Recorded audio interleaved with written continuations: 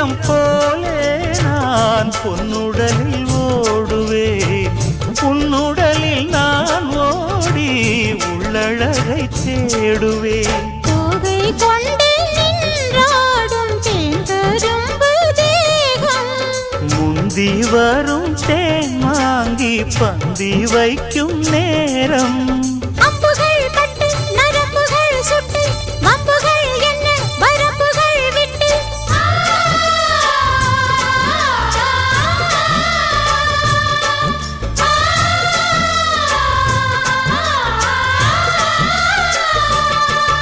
ஒரு நாளும் உனை மறவாத இனிதான வரம் வேண்டும்.